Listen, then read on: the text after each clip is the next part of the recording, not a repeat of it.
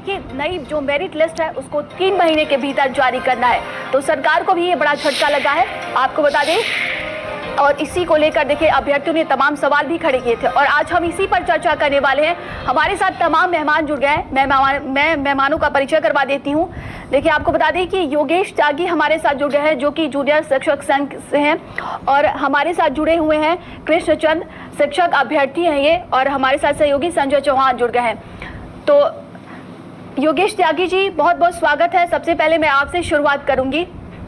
आपको बता दें कि देखिए सरकार ने कहा था कि कोई भी आरक्षण घोटाला नहीं हुआ है, लेकिन ये बड़ा झटका लगा है। हाई कोर्ट ने कहा है कि 3 महीने के भीतर नई मेरिट लिस्ट जारी कर देनी है। कैसे देख रहे हैं आप इसको?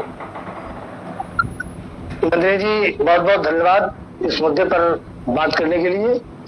निश्चित तौर पर सरकार को बहुत बड़ा झटका है और सरकार के वो दावे सारे खोखले साबित हुए, जिसमें वो दावा कर रहे थे कि बड़ी पारदर्शी व्यवस्था के तहत हमने इन शिक्षकों का चयन किया है। तमाम बार इस पर उंगलियां उठती रही। निश्चित तौर पर जो प्रक्रिया अपनाई गई वो दोषपूर्ण थी।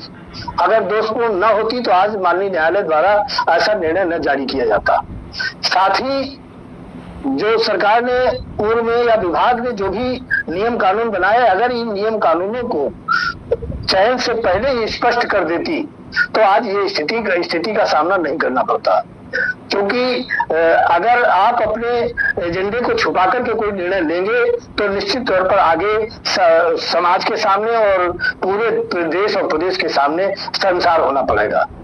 आज इन लोगों ने जो चयन किया था, इससे ये समस्या बात इस बात की नहीं है कि आज उनको लाभ मिल जाएगा, उनको हानि हो जाएगी। समस्या ये है कि जो इस स्थिति से बाहर हो जाएंगे उन अभ्यर्थियों की स्थिति क्या होगी, और जो निश्चित तौर पर जो बाहर होंगे और जो आएंगे अंदर, उनको उनके खुशी का माहौल होगा, लेकिन उन परिवारों में मातम का माहौल होगा जिन्होंने 4 साल सेवा कर ली है और उसके बाद इससे बाहर हो जाना पड़ेगा। इसलिए इनको पहले ही निर्णय अगर लिए गए होते तो आज ये स्थिति का सामना करना न पड़ता।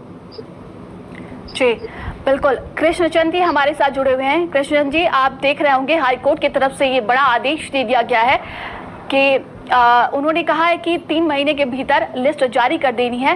कैसे आप इसको देख रहे हैं? देखिए बड़ी संख्या में देखा गया था कि जो अभ्यर्थी हैं उन्होंने विरोध प्रदर्शन किया था। लगातार वो कह रहे थे कि 19,000 आरक्षण घोटाले मामले की बात वो लगातार कर रहे थे। आप इसको कैसे देख रहे हैं? सबसे पहले तो भारत समाचार को बहुत बहुत धन्यवाद एवं बधाई, क्योंकि हमारे संघर्ष के दौरान लगातार हमारी आवाज़ बनी रहे और आज जब हमें फैसला मिला है माननीय हाईकोर्ट के द्वारा, तब भी आज आवाज़ बने हैं। इसके लिए बहुत बहुत धन्यवाद। देखिए जो आदेश आया है इसमें एकदम स्पष्ट है। सिंगल बेंच के आदेश से ये वाला जो आदेश है डबल बेंच का, इसने एकदम स्पष्ट कर दिया है कि 69,000 शिक्षक भर्ती में जो अनियमितताएं थीं, जो विसंगतियां थीं, आरक्षण को लेके जो लिस्ट बनाई गई थी 2020 में जारी की गई थी, वो लिस्ट सही नहीं थी, उसको रद्द कर दिया जाए और नई लिस्ट जारी की जाए और उसमें सभी जो आरक्षण के नियम हैं उन सभी नियमों का पालन किया जाए और पालन करते हुए इन बच्चों का जो भी चयन पाते उनका चयन किया जाए। रही बात जो भी मतलब 19,000 जो हमारे साथी रहे, लगातार संघर्ष रहे, बात सही है कि संघर्ष के दौरान बहुत सारे साथियों ने लगातार सड़क से लेके तमाम, चाहे मंत्री हों, चाहे विधायक हों, चाहे सरकार के लोग हों या फिर विपक्ष के लोग, तमाम तरीके के लोगों ने लगातार, आपने देखा होगा कि आवाज़ इसकी बनते रहे हैं। लेकिन आज हमें न्याय मिला है माननीय हाईकोर्ट के द्वारा। हम धन्यवाद देते हैं माननीय हाईकोर्ट का एवं उन तमाम लोगों का जिन लोगों ने हमारे साथ पैरवी की। देखिए ये न्याय हमें बहुत पहले मिल जाना चाहिए था। ये नया जो आज हमें मिला है 4 साल बाद, ये हमें बहुत पहले मिल जाना चाहिए था। इसमें गलती किसकी रही है, किसकी नहीं रही है, ये बात भी सोचने वाली है। इसमें तमाम अधिकारी ऐसे हैं जो लगातार सरकार को गुमराह भी करते रहे हैं, लेकिन अब हम किसी पे कुछ भी टीका टिप्पणी नहीं करना चाहेंगे।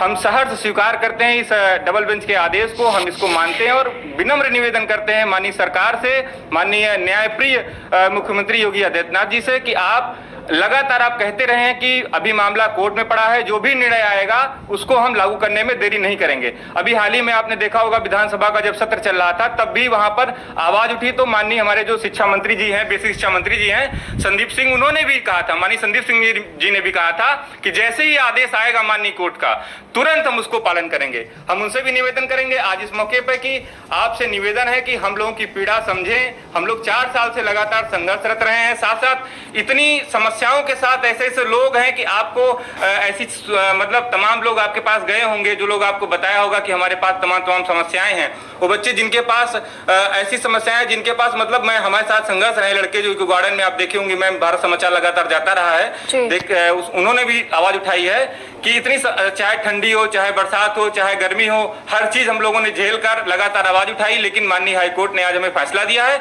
इसके लिए हम सभी सरकार के उन तमाम लोगों से कहेंगे कि अब हमें देरी न किया जाए, जल्दी से जल्दी हम लोगों की जो है नई चयन सूची जो माननीय हाईकोर्ट ने आदेश दिया है उसके हिसाब से चयन लिस्ट तैयार की जाए।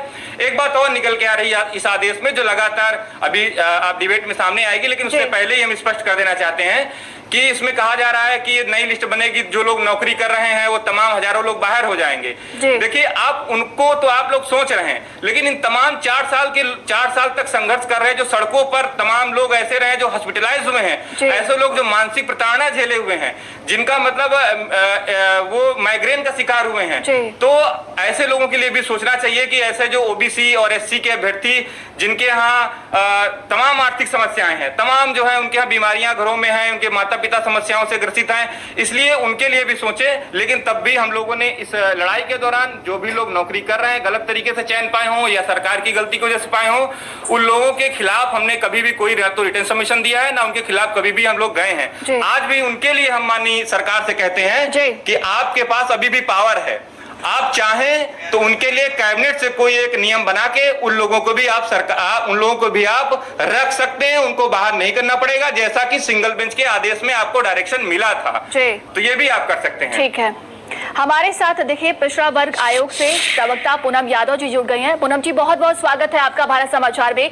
लगातार देखिए जिस तरीके से कृष्णचंद्र जी ने बनाया, उन्होंने लंबा संघर्ष देखा, जो अभ्यर्थी थे लगातार वही कह रहे थे कि 19,000 आरक्षण घोटाला हुआ है, और देखिए अब हाईकोर्ट का भी आदेश आ गया। किस तरीके से आप इसको देखती हैं?